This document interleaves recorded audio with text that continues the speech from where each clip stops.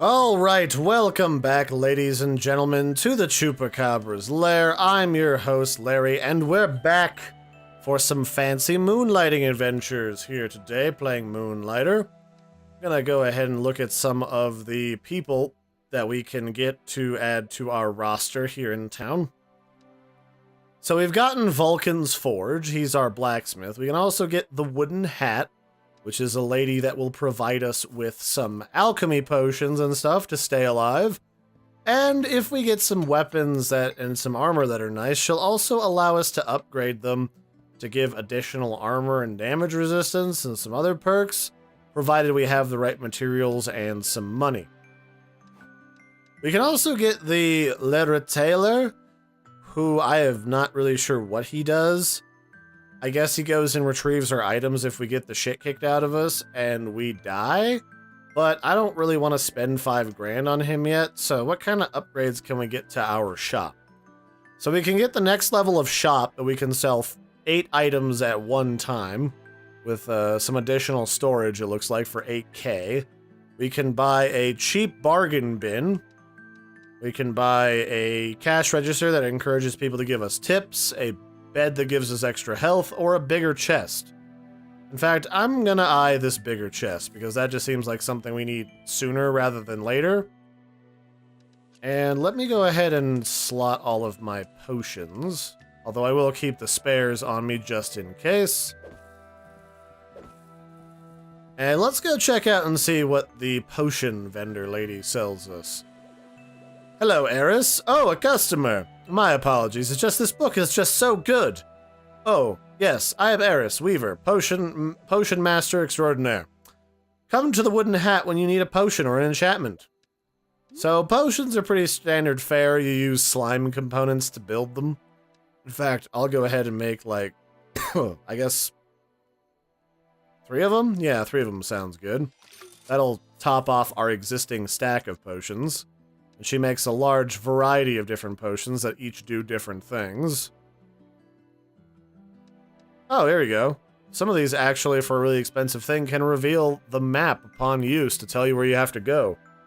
So you know what direction you need to save time. It's actually kind of handy. I hadn't really looked at these before. You can get guidance fireflies for like 300 bucks. That's kind of cool. And the other thing she allows us to do is get enchantments, which again are buffs to our weaponry. In this case, it'll just up the damage of our sword. All sorts of goodies from her. So let's go ahead and maul the pants off of the dungeon again, get some deeper, better items. Maybe go after less of the early junk. And see where we go from there. I kind of want to build some gauntlets if I can't find some. But I'm not exactly going to hold my breath because I had some beginner's luck with that before. But beyond that, not a lick of luck to be had at all. Can I attack that thing from over here? I can! Haha!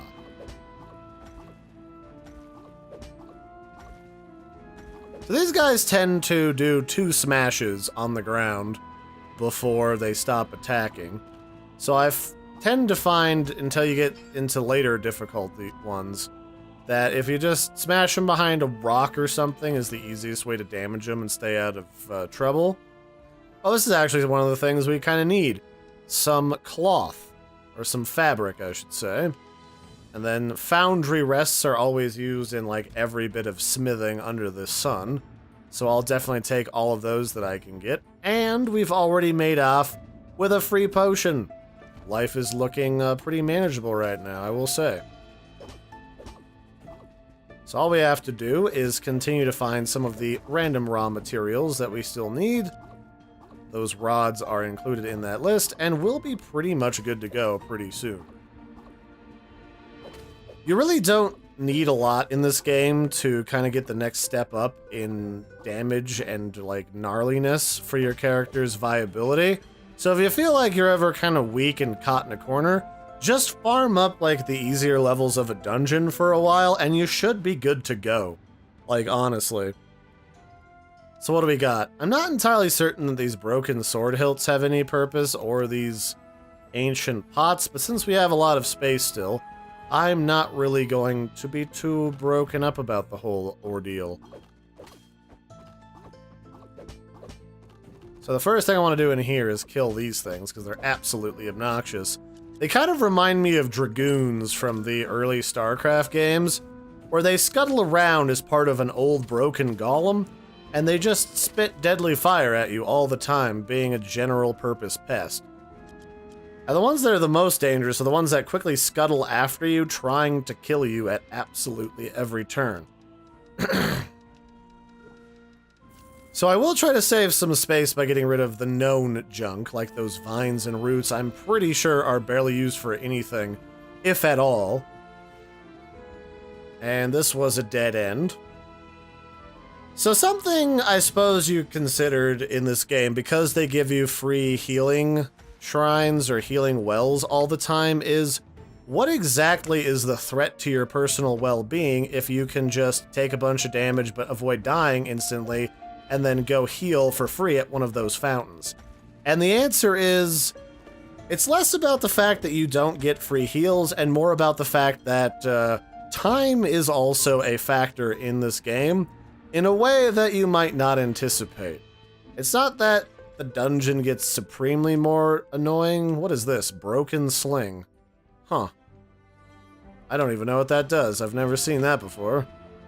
It's not even that any of that stuff happens. It's more like there's stuff that'll come try to touch you, and it's really annoying, but not supremely dangerous. It's just kind of makes a lot of your farming null and void in this game, which defeats the entire purpose that you're down here. Today marks my first steps into these mysterious dungeons. Oh, I've already read this one. On each floor, there's a couple of pre-baked, pre-packaged, randomly spawned campsites that you can run into from that strange hermit. And they all tend to recycle the same dialogue, and there is an achievement, actually, for getting all of them. So this is the way to the next level of Ziduncan Dungeru. Oh, don't drop stuff into the abyss. That always bugs the pants off of me. So I guess there's supposed to be some way that you can look into the depths of a different area and determine whether or not there's a goodie box down below. If there's goodies in there, there's supposed to be like a lighter colored texture or like a winking pattern or something down there.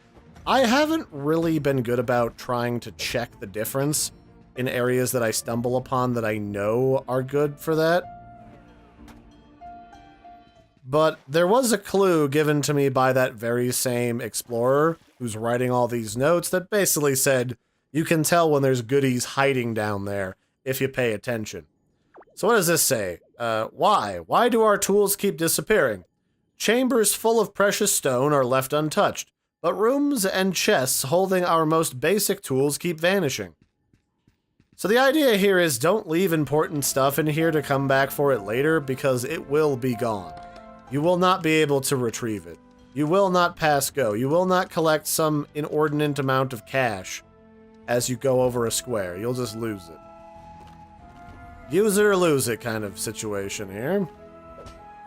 Now, the nice thing about this game is because it exists on an up, down, left, right kind of directional basis, you can sit at a diagonal for a lot of enemies and they won't actually shoot you or hit you. That said, there's also stuff like those little shrubberies that kind of wobble around at an odd, funny angle. And those things are designed to torment my soul because those things will constantly wander into me and do a whole bunch of damage, which is such a massive pain in the butt. Because they gang up on you after a bit. Don't steal my garbage. I don't care if it's garbage, it's mine. You don't get to have it, you weird flying drone thing from IKEA. So what I did before when I was playing through here is I kind of really took my time. And I just kind of mauled everything for a while, exploring what I could craft and why, and getting really good at selling stuff. But I know for a fact that everything I've been kind of doing today has been a little bit unnecessary. Because you can kind of just go through the first dungeon and not worry quite as much about all the things that I was concerned about initially. Like fighting a particularly powerful, annoying boss. So I wonder what this is. This is probably more blueprints for something that I can sell, so that's always a supremely good investment. Oh, it's these things. I hate these things. Hate them so much. So this is a drone, and all it does is smash into your head as it falls to the ground, and then does a bunch of damage, and then flies back up where you can't hit the fucker without a ranged weapon, I believe. And they always suck up a bunch of my health originally until I get better armor and better weaponry to deal with it.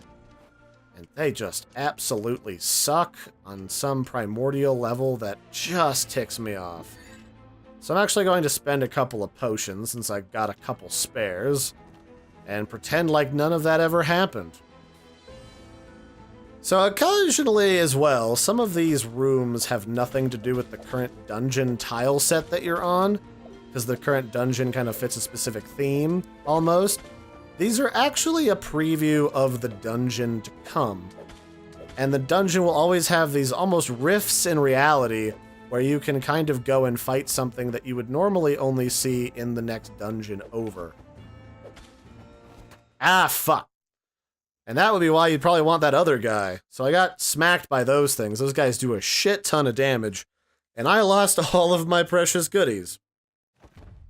I think you actually you retain all of the stuff on your character's profile, just not what's already in your bag. So that's a good example of, like, it's not supremely difficult and I could probably go and defeat the boss right now, but the getting there is probably the thing that's going to be a bigger pain in the butt, and it wouldn't hurt me to get a bunch of upgrades before I go and do that, by any means. One of those being upgrading my sword to do a bunch more damage, because these things really upgrade quickly. They go from 0 to 60 almost instantaneously, which means I'm going from like 4-shotting things to 1-shotting certain mobs. And this is going to be a lot of your pattern. Just go in, take a stab, roll out, like you're the Autobots, and go from there. Pretending you're some sort of naked mole rat. And you're the sidekick to a teenager who's somehow defeating supervillains while also getting her homework done on the ride back to base. Actually, no, that was like... I'm thinking of the show Kim Possible that was on Disney for forever. I guess the mole rat was the sidekick's sidekick. So we're already on like 2 levels of sidekick when we're rolling around on the floor, I think is what I'm trying to say. So take that how you will. This is always a thrilling thing to get into the middle of. A center island you have to roll across, or else you'll fall down into the hole, filled with 2 sentries, essentially. But sometimes these pots have goodies in them, so it's totally worth it. We already got some of those toothstones that we needed. I think for right now, I'm just going to try and focus on farming up these top layer areas, getting some more iron bars, maybe diving a little further into the bottom areas, and I'll maybe try to avoid those plant sections, because those guys, until you get a bit of damage resistance, are really dangerous. And I don't have my favorite weapon where I can punch in and dodge out. Nor is this weapon upgraded. But no worries. This is a situation where, unlike other games, I don't have to worry about starting over from 0 absolutely every time I die. Granted, a lot of those other games also give you some type of bonus as you fight your way back, but I would just rather not. I kind of want a relaxing game that I can play and chillax with at the end of the day, without feeling like I'll be constantly set back. Oh, don't be one of these things. Don't be one of these things. Why is this on the first floor? These are usually on the later floors. And it also smacks stuff out of your inventory. There we go, that's better. At least it gives me some free potions, that's nice of it. Ooh, okay, this is the direction of the next level. Do I want to farm the rest of this area? I certainly can. And I wouldn't mind showing you guys what happens when you stay in here too long, because I just think it's the funniest shit in the planet. Hey bud, you wanna come over here where I can stab at you and you can't really do anything about it? Come on, I've got chocolates! I would get the one evil statue, like golem robot thing that doesn't like chocolates. Well, the other thing I suppose you probably picked up on is a lot of these enemies stay the same the deeper you go into the dungeon. The only difference is they do more damage and they take a lot more damage because their health pool is a bit bigger. Oh, come on, get out. Hate these things so much. Ah, get off. My hatred of 10,000 years.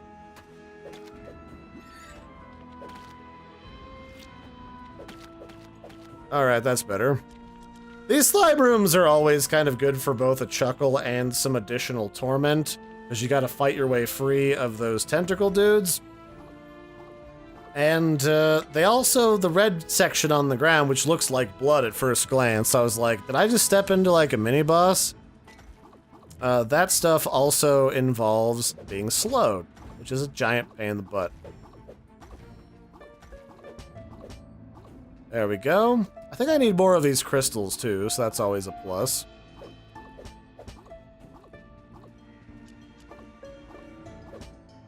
At least these starting guys are pretty easy to dispatch, which is always a plus. And we are pretty full up on items now, so we need a lot of these metal rods, we need some of these water things, but we don't need a ton of these enchanting crystals just yet. I'll save a whole plethora of these tooth stones, or teeth stones.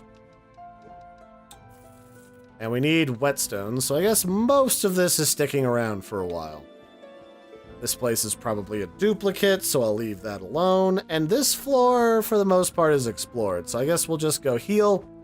See if we can get anything good in the starting rooms of the next level, go back to base and try to build something, and go from there.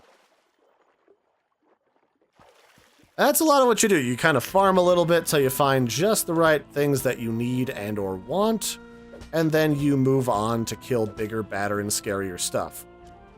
And it is possible with the right weapon that you're comfortable with and happy with to just ignore a lot of this entirely, go on, fight the boss, and then go to the next dungeon, and just kind of skip past all that with a whole boatload of money. So I'm actually going to consolidate ever so slightly with what I've got, because I don't need a buttload of absolutely every item, but a few of them would be really nice.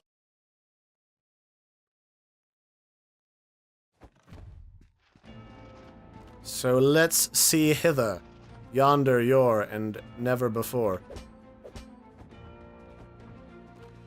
So like I said, these guys are kind of a pest because they'll just walk towards you and shoot you if you're not in the right spot. Ow. They'll only damageable from behind, which means if you're in a tight confines where you might touch them with your body by accident and take damage, they're super duper annoying.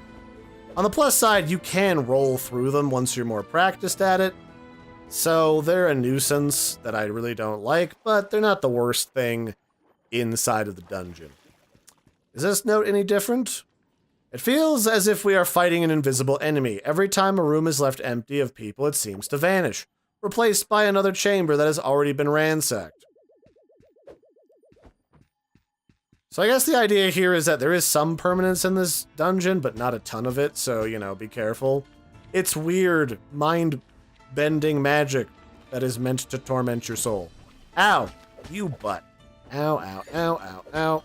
That's the thing that these giant fists do. They smash you, and you get some of your stuff knocked out of your inventory. I'm tempted to say it might also destroy some of it if you're not careful, but I don't have any verification on that because I didn't really pay attention to my inventory before getting smashed to take account for absolutely everything.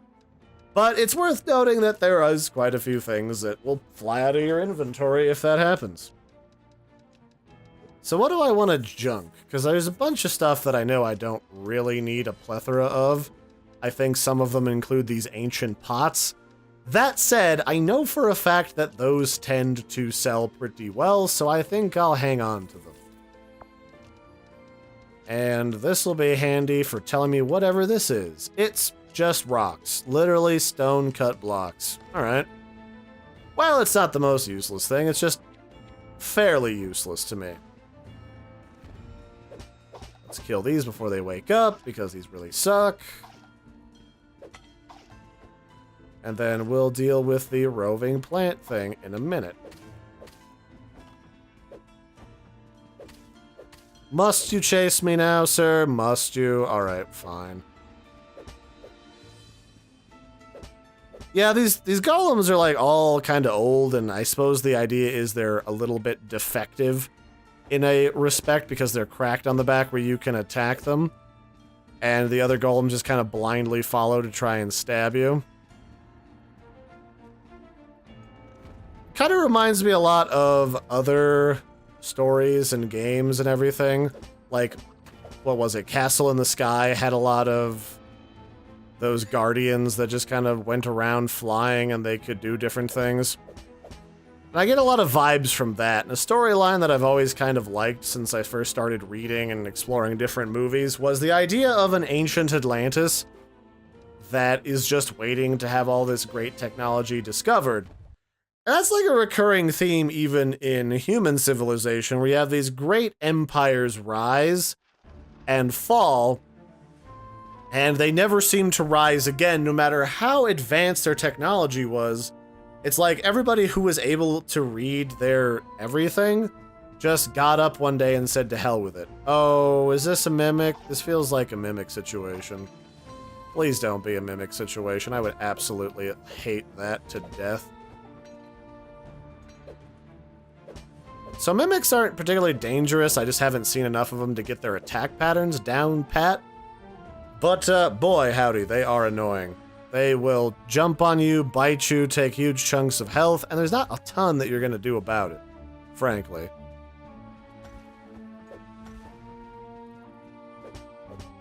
Alright, I don't really trust this other guy, so maybe we'll try to melee his friend up close and personal so he doesn't shoot us too much. I'm not really sure what their logic is for when they shoot and when they don't, because it feels like they'll shoot you when you're relatively close, and then sometimes they'll just flat out ignore you.